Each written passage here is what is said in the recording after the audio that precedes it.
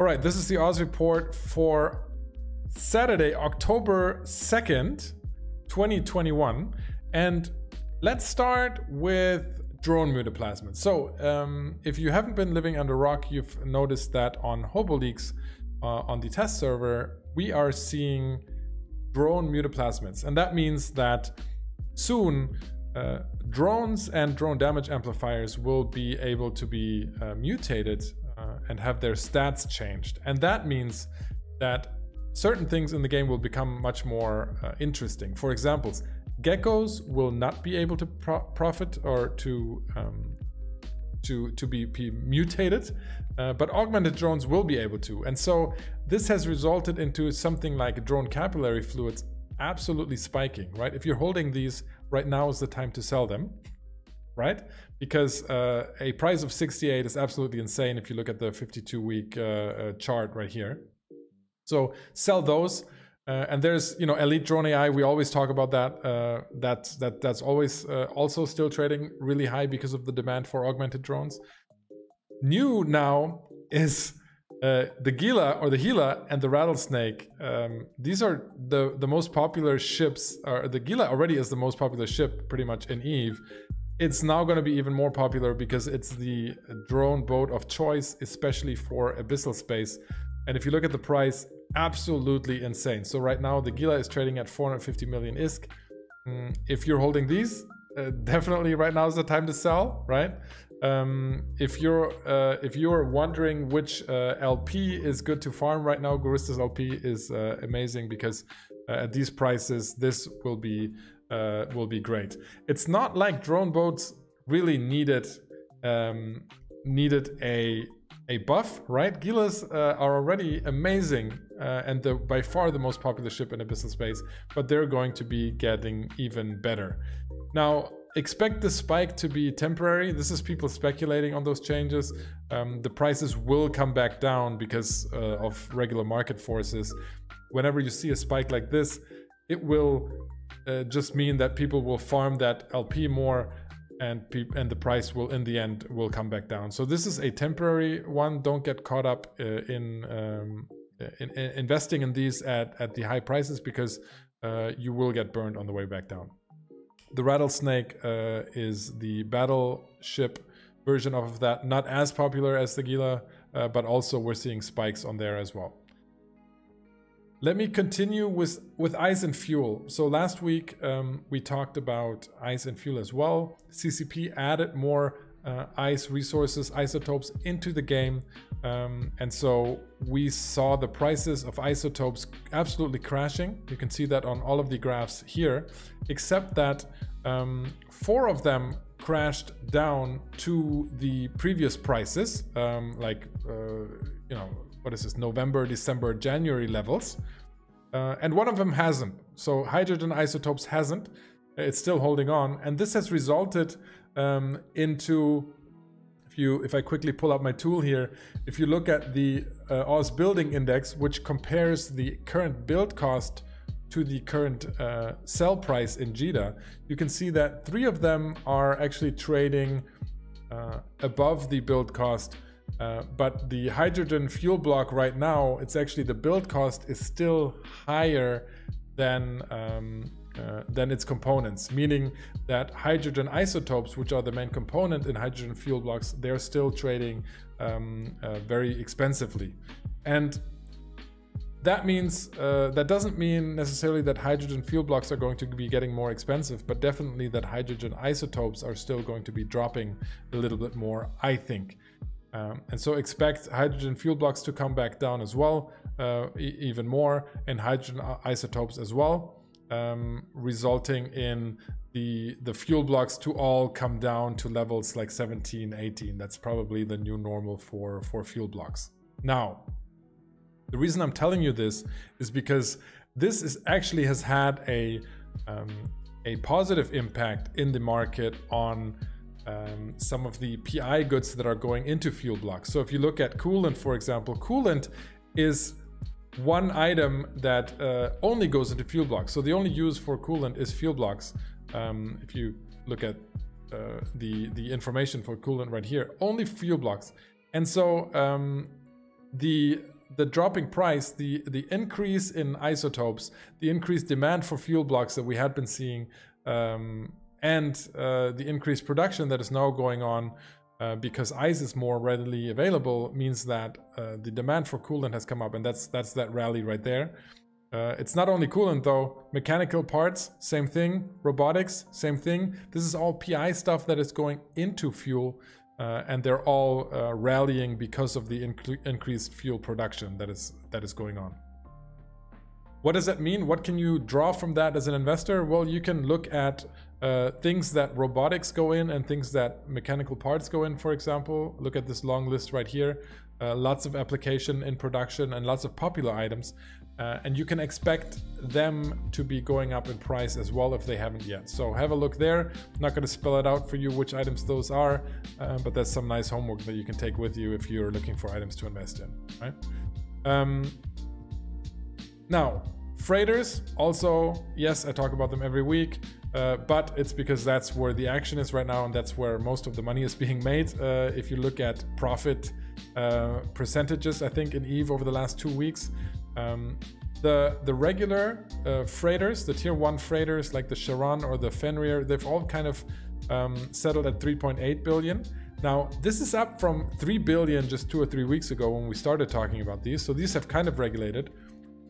The build price is still 4.5, 5, and over 5 billion, right? So this is still not there, but it's starting to look more realistic. And so these are, you know, probably once you're crossing the 4 billion, these aren't going to be the crazy good investment anymore, but still trading 20% over build price. So we're going to have to wait what the actual impact is of the end of scarcity, the increase of minerals, and how that's going to shake out as to where freighters are going to end up in the end. What I wanted to mention this week, though, specifically, is jump freighters. So, for example, the Anchar or the Rhea or Ray, or however that is pronounced. They are trading at 14 billion with a production price of, I don't know, about 16, 17 billion, I think, right around there. It's fluctuating a little bit every day, of course. So those are still trading about 20% under build price as well.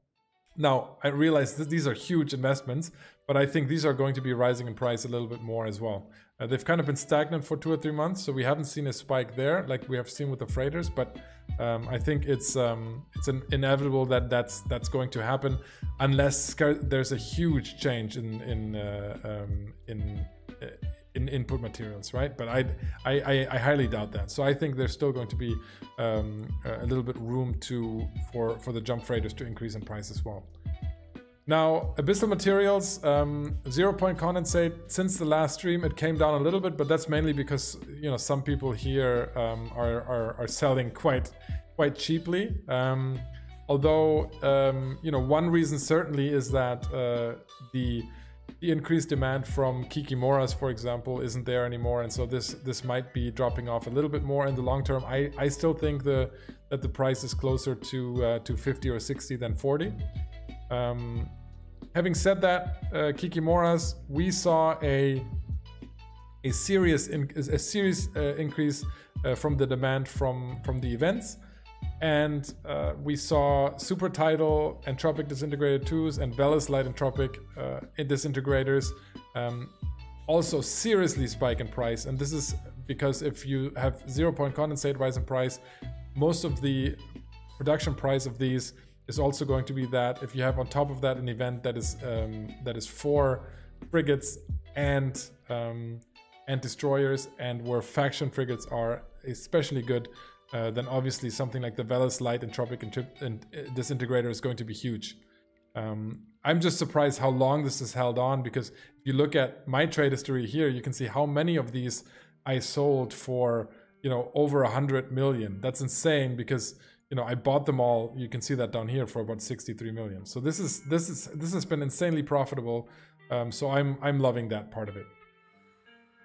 Quickly to wrap things up, let's look at advanced moon mats. I'm just calling these out. Some of these right here, the crystalline carbonite, fernite carbonite, transistors, and tungsten carbide. Calling these out because I think they are trading too cheaply. If you add up the components, that just the margins are just too small. So I think advanced moon mats have there's room for higher prices there. So I'm investing on that end. And then Caldari Navy Vice Admiral insignias. These I want to mention just because they have dropped in price enough where I think they are quite good buy territory again. This is a very high volume insignia, but under 2 million, it's a very good buy. Cryoprotectant solution, again, this is still hanging on quite high at 108. If you have these, and if you listen to my stream a lot, I'm guessing you might have a stockpile lying around. It's sell time for these, definitely sell time. People are producing implants with them, and right now they're in demand. But get rid of them because they're going to be going down at some point again, probably fairly soon. And then I'm going to close with Plex. Plex is interesting, right? Because you have two sides of Plex. One second.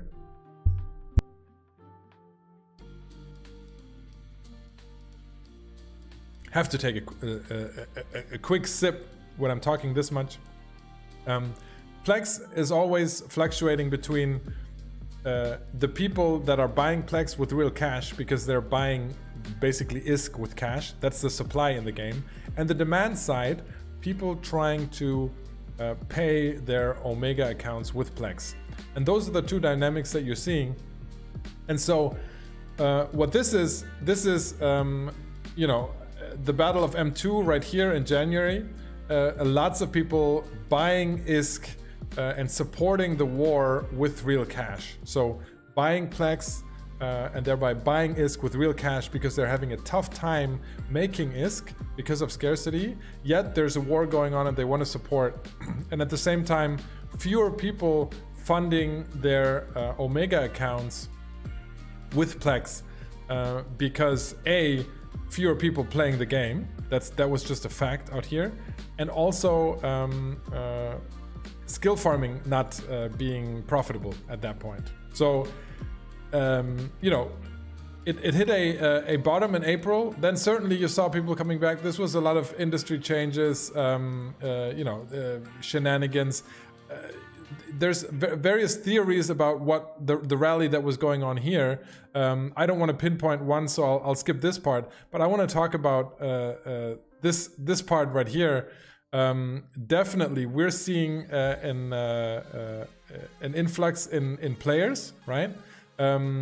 We are seeing it easier to make ISK again now that the war is over, especially in Delve. So less demand for or less reason for people to buy Plex with real cash, and thereby limiting the supply of Plex in the game.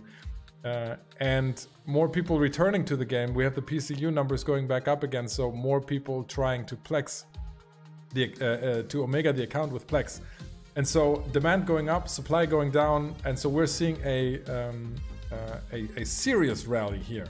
And last but not least, I want to share one theory here on the Plex prices, and that's the best deal that CCP actually puts out, and that's the 3-month Omega with 3-month multiple character training certificate attached to it. And that means that whenever that happens, there is a rally in Plex price, because I think less people are spending real cash on Plex. They're spending real cash on on that special offer. Case in point, it's going on right now. It's rallying. If you go 3 months back, that sale is happening every 3 months. So if I go back 1, 2, 3, there was a rally going on. 1, 2, 3, there's a rally going on. 1, 2, 3. This is M2. I think this is especially fact of tons of people just buying Plex because there's a big battle going on. That's just what happens.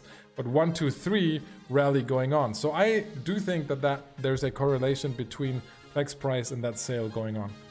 Okay, that's the Oz report for October 3rd. We're going to return to the regular stream, and I'm going to have a drink. See you next week.